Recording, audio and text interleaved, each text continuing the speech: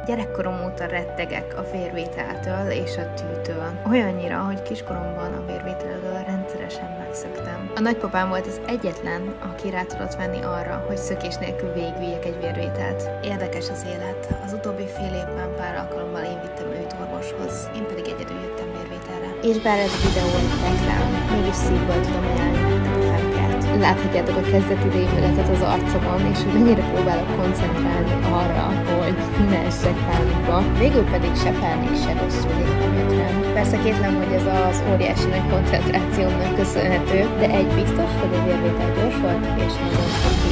Mivel ez egy terheléses cukorvizsgálat volt, az első vérvételt követően meg is kaptam a cukros kínálómat, ami után 60 percet vártam, hogy jöhetem a következő vérvétel. Az első vérvétel tapasztalatai után már egyáltalán nem féltem a másodiktól. Amint láthatjátok, itt tényleg gyönyörű környezetben zajlik a vérvétel, és ezzel együtt minden más vizsgálat is. Ezáltal a légkör megnyugtató, és egyáltalán nincsen olyan érzésed, mintha egy orvosi rendelőben ücsörögnél. Én a várakozási időt munkával töltöttem, harmadik vérvételt követően megreggeliztem. A terheléses cukorvizsgálatra mész, ne felejtsd otthon te sem a reggelidet. Az alábbi weboldalon minden lényeges és fontos információt megtaláltok a vérvételről, illetve más egyéb vizsgálatokról is a Femkernél.